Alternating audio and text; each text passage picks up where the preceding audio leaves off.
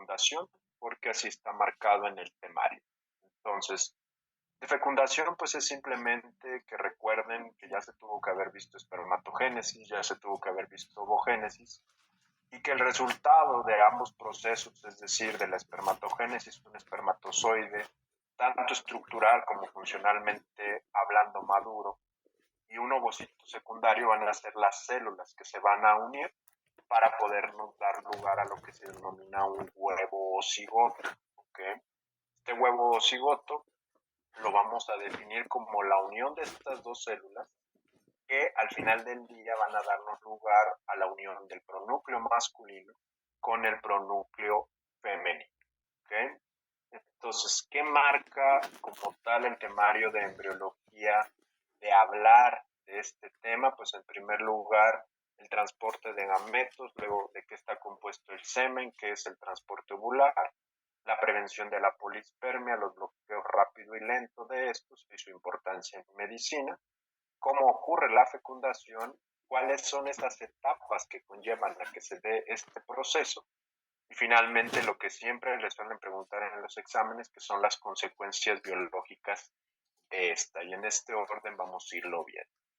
Entonces, en primer lugar, es importante que recuerden que el semen es uno de los líquidos que va a contribuir a que se lleve a cabo la fecundación.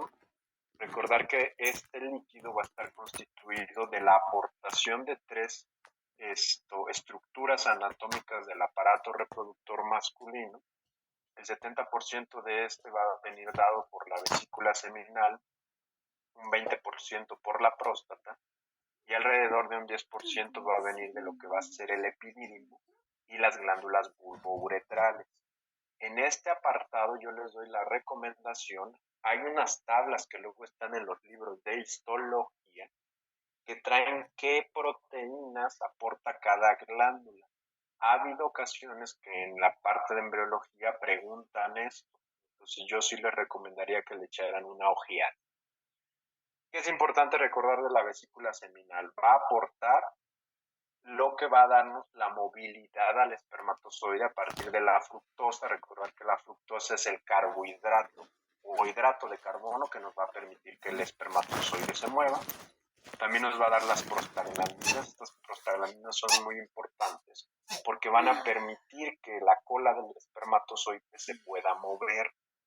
Además, también la vesícula seminal va a contribuir a darle esa viscosidad que tiene el semen y a darle el potencial de hidrogeniones o pH que es de alrededor del 7.2%. ¿Okay? Luego, la próstata, ¿en qué va a contribuir?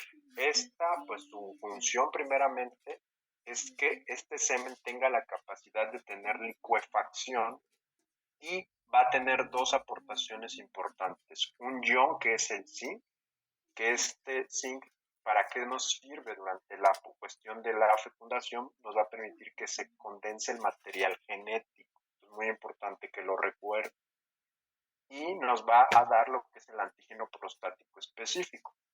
Cuando lleven su curso de urología y la parte de semiología médica, van a ver que este antígeno prostático específico es muy importante, porque si un varón tiene, por ejemplo, elevado este antígeno prostático, pues puede contribuir, por ejemplo, a sospechar de una hiperplasia prostática o en algunos casos, si está muy elevado, puede llevar a que se presente cáncer de próstata. ¿Okay? ¿Qué otras cosas nos da la próstata? El ácido cítrico y una enzima que es la fosfatasa ácida. Dígame la persona que quería preguntar algo. La compañera dice que tenga la despegue. No ha ingresado como lo pido, entonces por eso no le he dado acceso. Vale. Luego tenemos lo que son las glándulas bulbouretrales. Las glándulas bulbouretrales nos van a dar moco. ¿Okay? Las glándulas bulbouretrales también se denominan glándulas de Cooper. Y lo primero que va a salir de esta va a ser la lubricación. ¿Okay? ¿De qué está constituido el moco que da la glándula bulbouretral? Propiamente dicho de moco, ácido siálico y otro carbohidrato que es la galactosa. Entonces aquí les dejo los componentes, ¿vale? Y si nosotros nos vamos a hacer un corte de lo que va a ser el aparato genital masculino. Aquí está la vesícula seminal, que vean cómo está un poquito por detrás de lo que es nuestra próstata. Y finalmente la parte inferior va a estar aquí la glándula vulvouretral o de Cooper. Recuerden, 70, 20, 10%. ¿Ok? Luego va a ocurrir la ovulación, que esto es un proceso pues que ya vimos, aquí va a ser más sencillo recordarlo. Recuerden que para que ocurra la ovulación tuvo que haber ese pico de LH. Recuerden que ese pico de LH ocurre a la mitad del ciclo menstrual. Y una vez que ocurre la ovulación, gracias a que se rompe lo que es la pared del folículo, pues va a ir este ovocito secundario. Y recuerden que de qué va a estar constituido el ovocito secundario para que pueda tener todo el proceso de fecundación de su zona pelúcida, de la zona radiada y de matriz extracelular. Y ahorita van a ver por qué la zona pelúcida pues es tan importante para que se lleve a cabo la fecundación. Después tenemos el transporte, tanto el ovocito secundario como el espermatozoide pues tienen que moverse a través de lo que va a ser el tracto genital femenino para que se pueda llevar a cabo la fecundación. Entonces, el ovocito, ¿cómo se va a transportar? Primero, una vez que el ovocito secundario sale de lo que es su folículo, este va a empezar por un movimiento peristáltico de la tuba uterina o trompa de falopio a irse hacia esa zona del aparato genital femenino. Una vez que está en la tuba, este va a pasar hacia el útero. ¿Y cómo va a pasar hacia el útero? Gracias a las contracciones que tiene el miometrio. Y ojo aquí, no confundir la peristalsis tubárica, que es lo que ocurre primero, con la contracción del miometrio. Son dos procesos totalmente distintos, ¿ok? Entonces recuerden, contracción de lo que va a ser la tuba, o que se llama también peristalsis tubárica, y lo que va a ser la contracción muscular o contracción miométrica, como la del nombre, ¿ok? Luego, el líquido que va a estar en las tubas uterinas también va a contribuir a que este líquido pues permite que se lleve a cabo la fecundación, y esto lo enfatizamos muy bien en la clase pasada que vimos la parte de ciclo sexual. Entonces tenemos nuestro ovocito. El ovocito primero sale de lo que es el ovario y empieza su transporte primero a través de la tuba uterina, acuérdense, la peristalsis tubárica es lo que le permite el llevar el primer movimiento.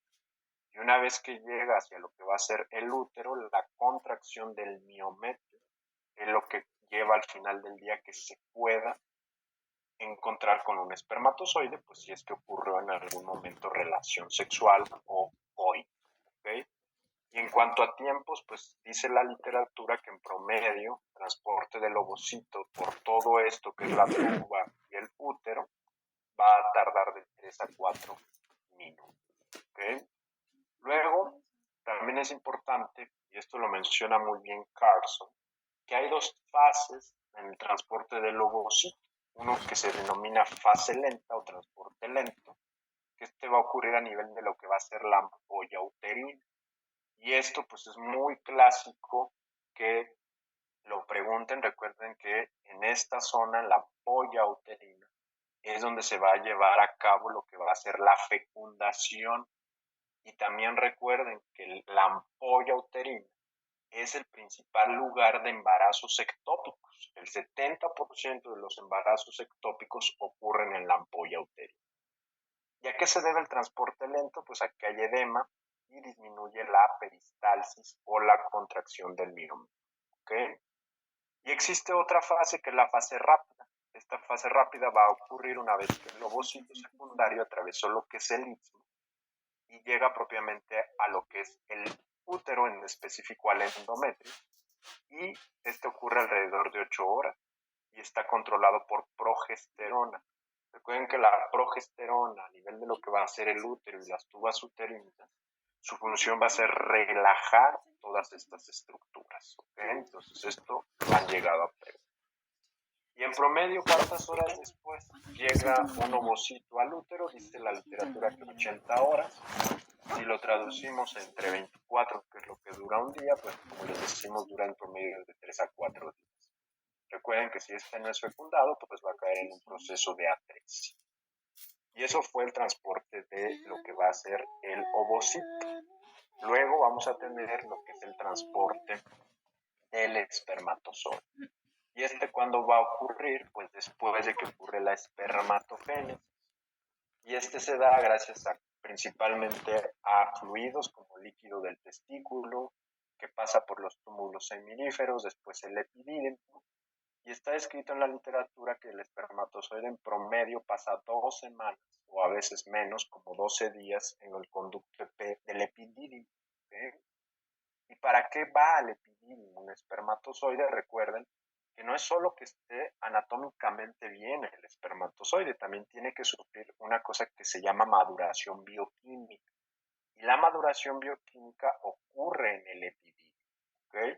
¿Y qué nos aporta la maduración bioquímica al espermatozoide? A que se dé un aumento de la motilidad, a que el espermatozoide adquiera esa capacidad de fecundar al ovocito, a que termine la maduración bioquímica del acrosoma y finalmente a que se adquieran los receptores con los cuales el espermatozoide va a poder llegar a lo que es el ovocito secundario y reconocer a esa zona pelúcida.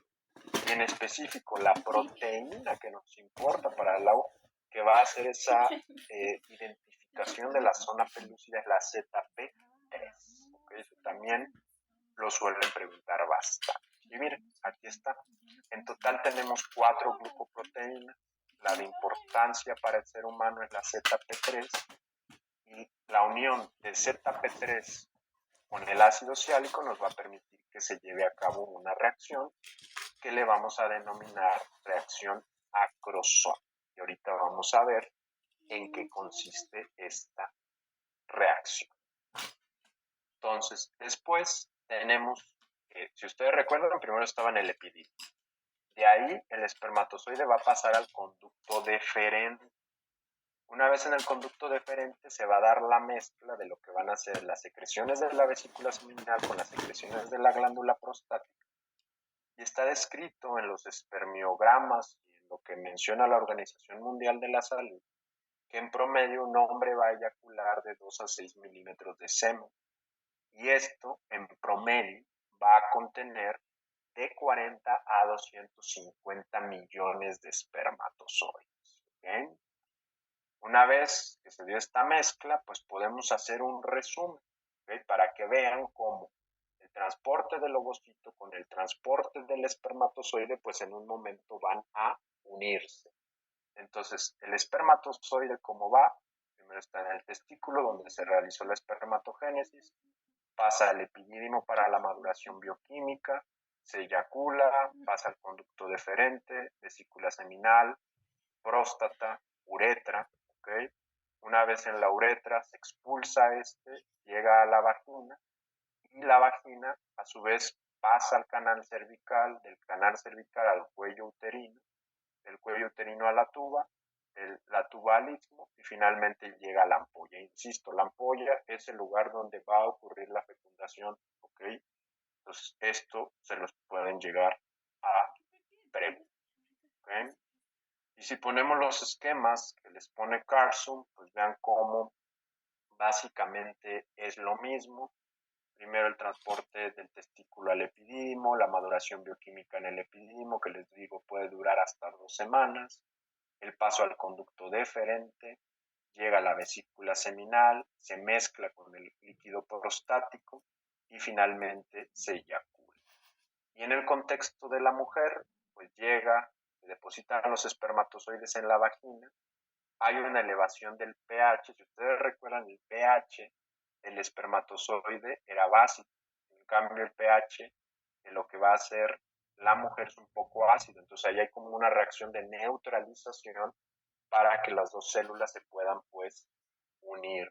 Llega al cervix, se desplaza con las fases que ya vimos, rápida y lenta. Y después de esto se desplaza por todo el útero, llega a la trompa uterina. Una vez en la trompa empieza a contraerse esta trompa y va a llegar hasta lo que va a ser la parte de la ampolla y voilà, ocurre la fecundación. ¿Okay? E insisto, pues tal vez esto se ve muy sencillo, pero son procesos muy dinámicos. ¿Okay? Y en promedio, para términos de examen, la fecundación dura 24 horas. ¿Okay? Un día en promedio está descrito en la literatura que dura la fecundación. ¿Hasta aquí alguna duda?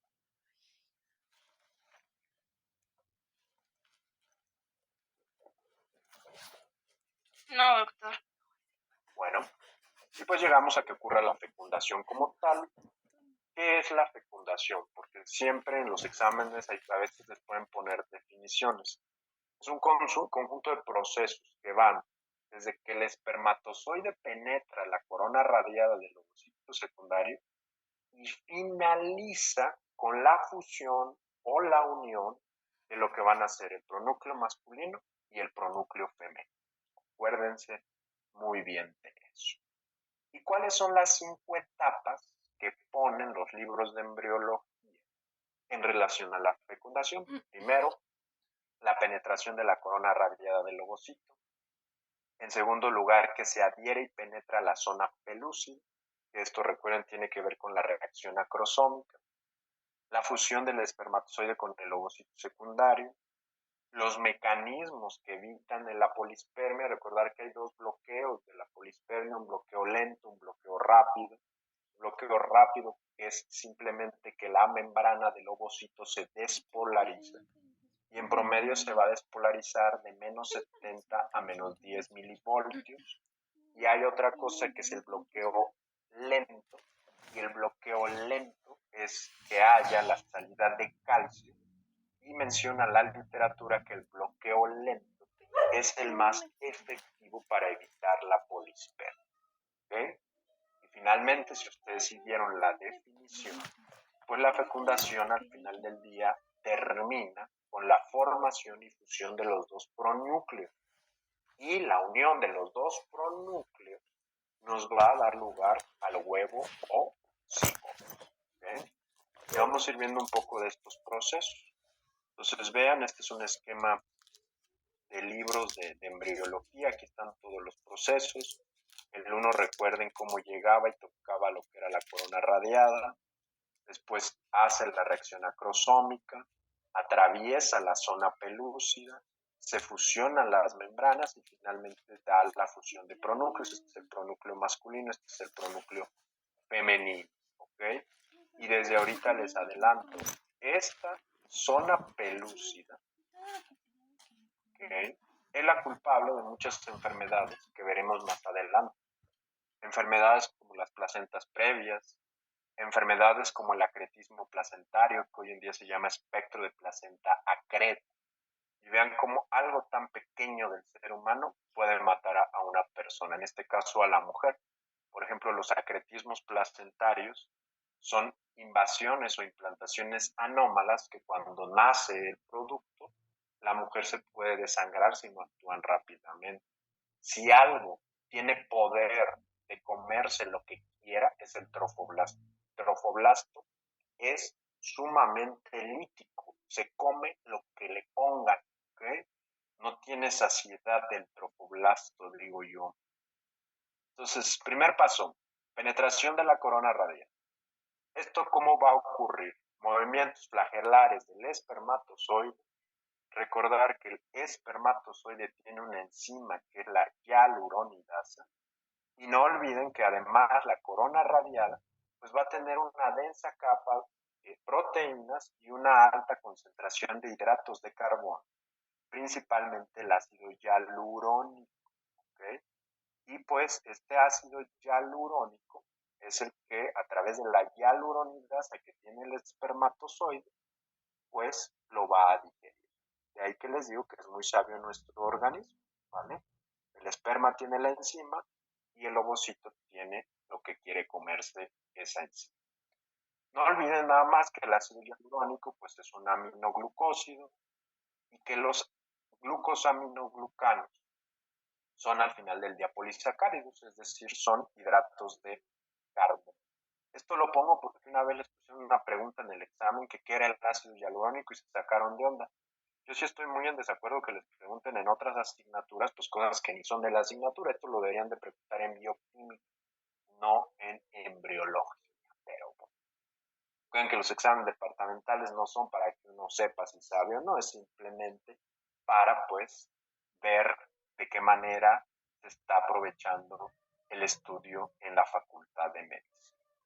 Segundo punto, adhesión y penetración de la zona pelúcida.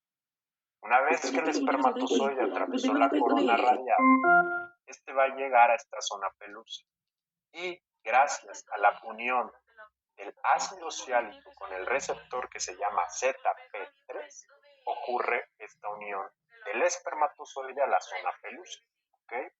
Y gracias a esas dos partículas se da la nunca bien ponderada y respetada reacción acrosómica, que si lo queremos definir es la fusión de lo que va a ser esto que se llama membrana acrosómica externa con lo que va a ser la membrana externa del espermatozoide.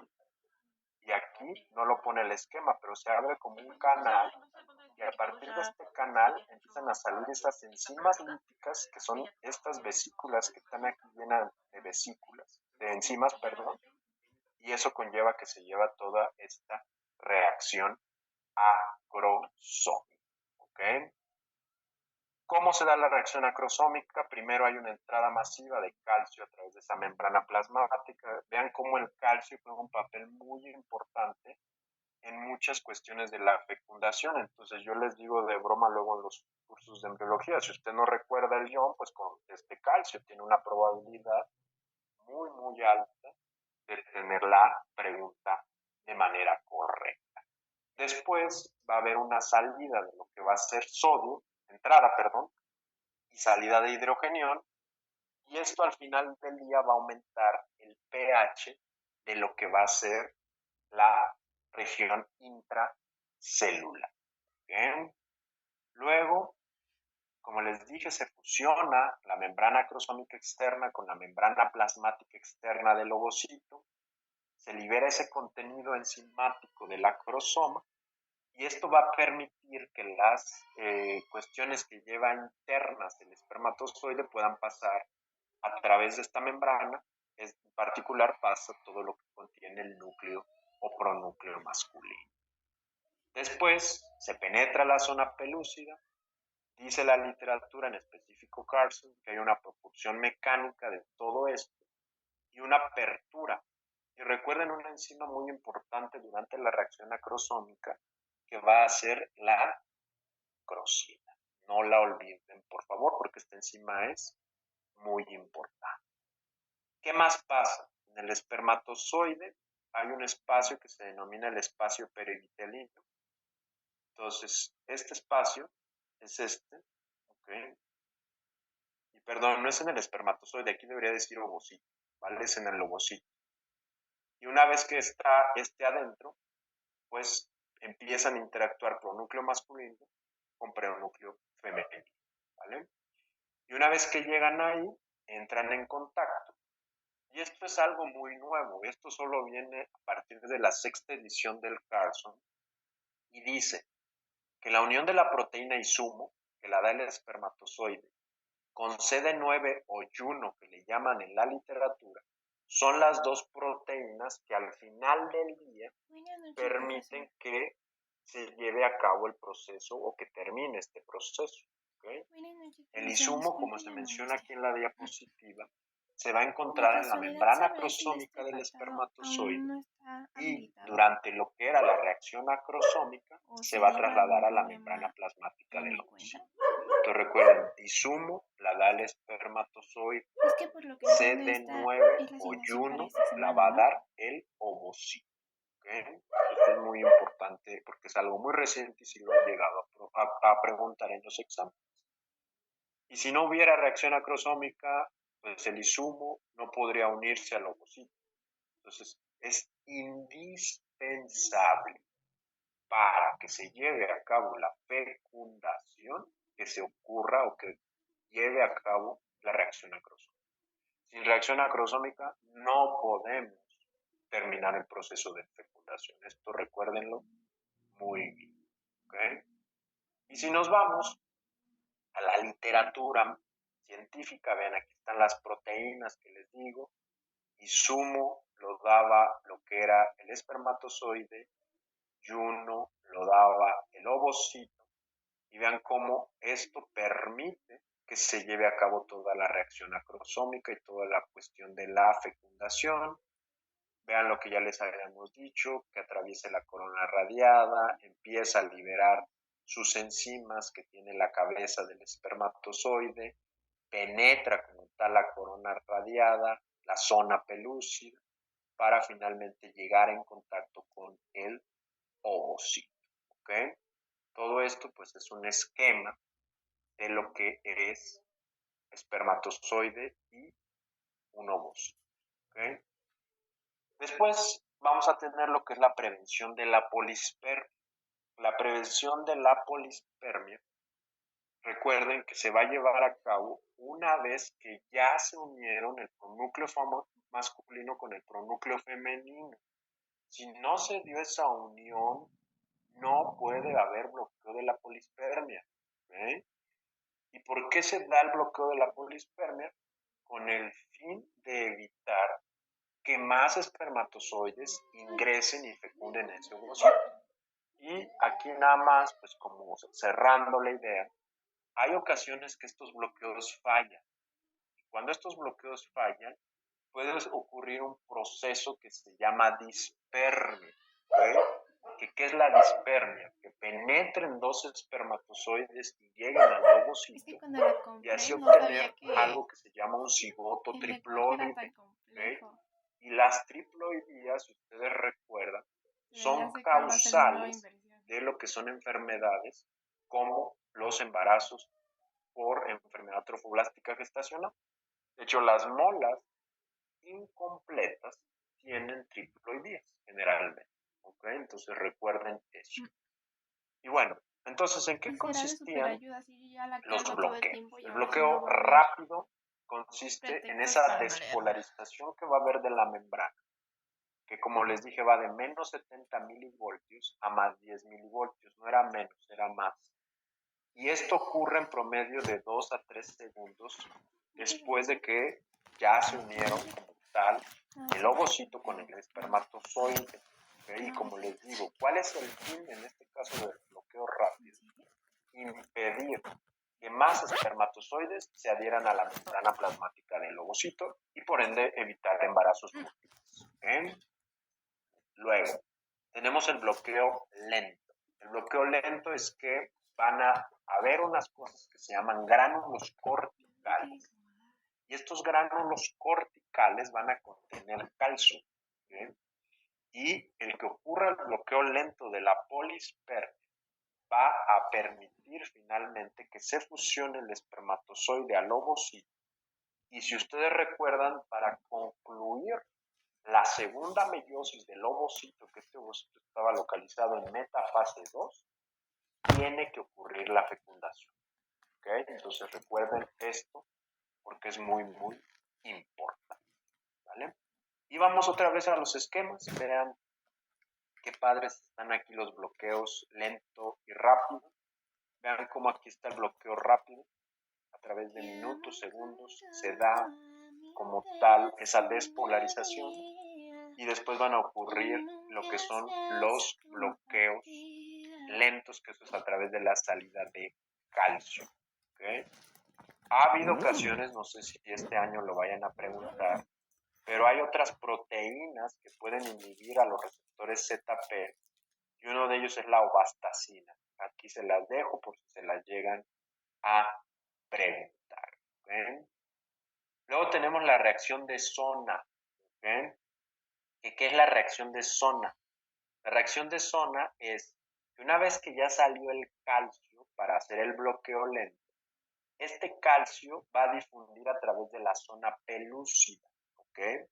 ¿Y para qué permite que se difunda esto hacia allá?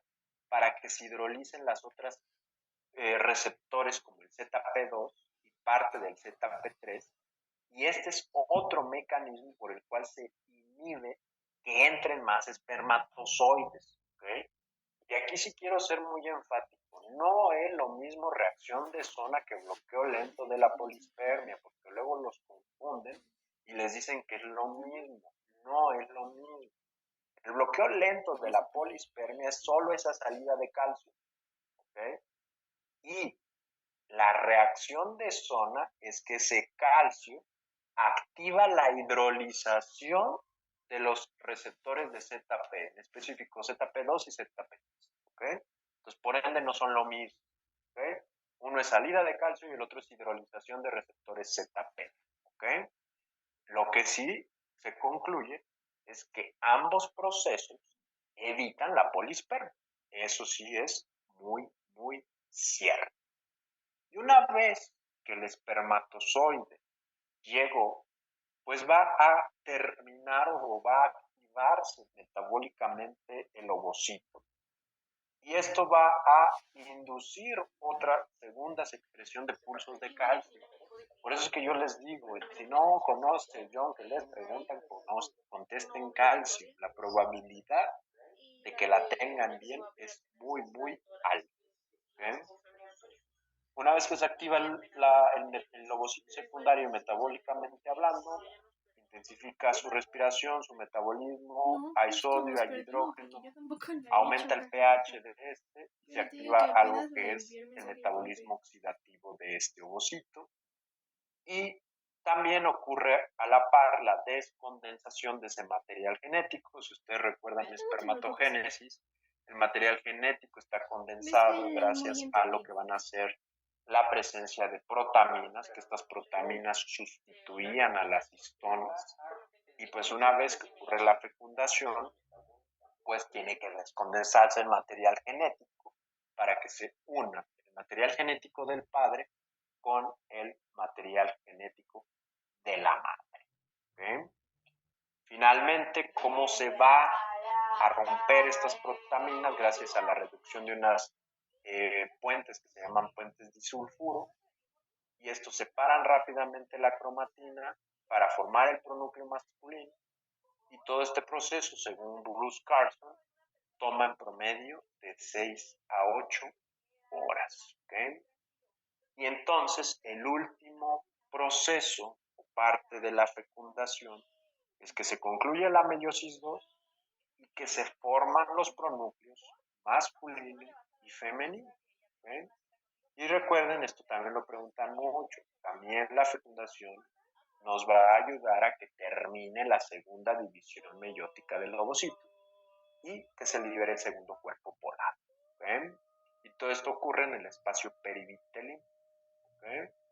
También el núcleo del ovocito se desplaza hacia la corteza gracias a que hacia la actina se fusiona con el pronúcleo, sale parte del retículo endoplásmico y finalmente, al estar en contacto, los dos pronúcleos se rompen sus membranas, los cromosomas empiezan a llevar a cabo todo este proceso de división, o sea, se retoma una mitosis, y una vez completada la fecundación, obtenemos el nunca bien ponderado y respetado huevo o cigoto.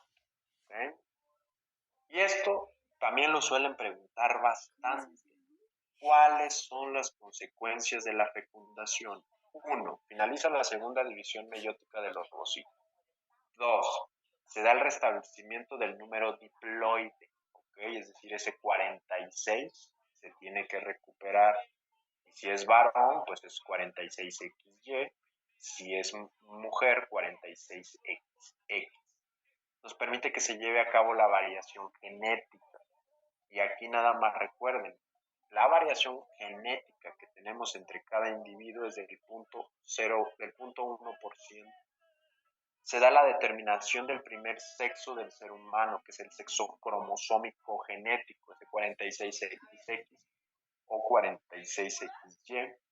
Se da la activación metabólica del ovocito y finalmente inicia la segmentación del cigoto, que este es el siguiente tema que verán con el doctor Camacho el día de mañana. ¿Okay? Entonces, este esquema me gusta mucho porque resume todo lo que vimos hoy. Vean el paso 1, unión del espermatozoide.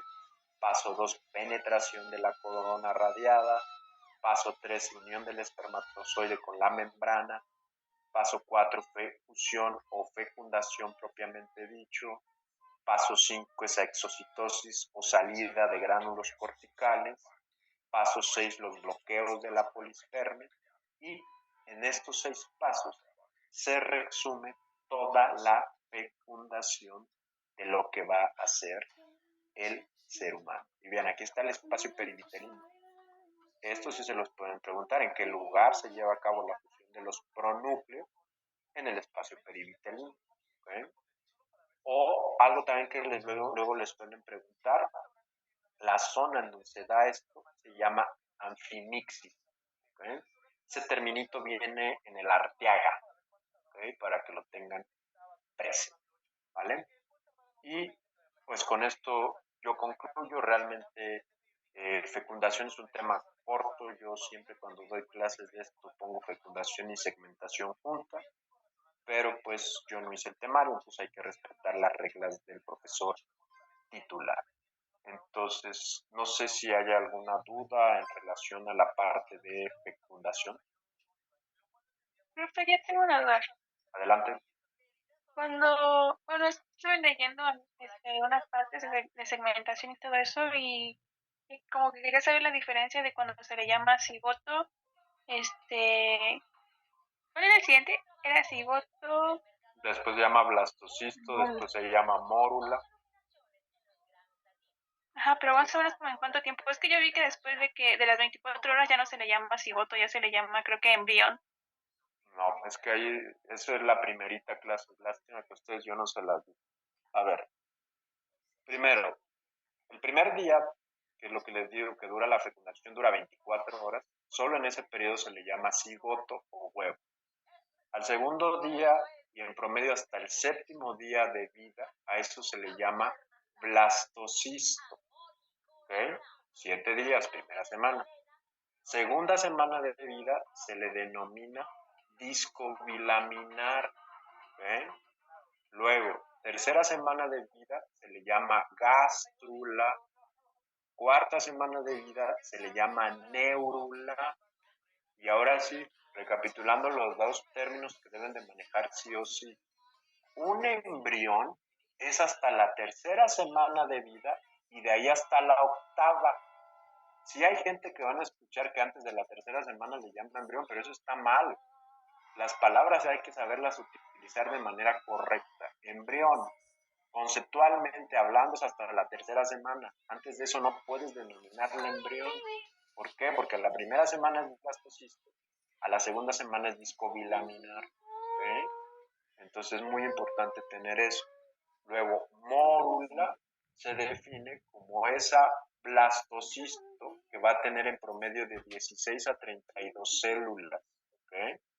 Y ese proceso por el cual se da todo eso es gracias a las divisiones que va a tener el cigoto en los primeros días de vida. ¿Okay? Y en específico en la primera semana de vida es cuando mayor cantidad de divisiones va a tener el cigoto. De ahí que, si ustedes recuerdan, en el primer tema del temario de embriología, valga la redundancia, se tuvo que haber tocado 3 palabras: totipotencialidad, multipotencialidad y pluripotencialidad. Solo en el estadio de cigoto y parte de lo que son las blastomeras es cuando se denomina que el huevo, bueno, que la célula es totipotencial. ¿Okay? Entonces, si no vieron eso, yo con mucho gusto se los puedo compartir en un artículo que sacó la revista de bioquímica de la Facultad de Medicina y ahí viene bien explicado todo eso. Entonces, ¿ya te quedó claro qué semana se hice cada cosa? Sí, muchas gracias. De nada. ¿Alguna otra duda?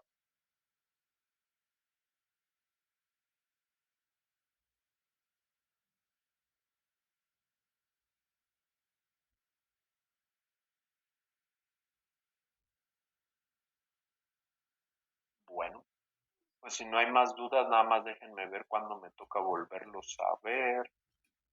Yo los veo hasta el día 7 de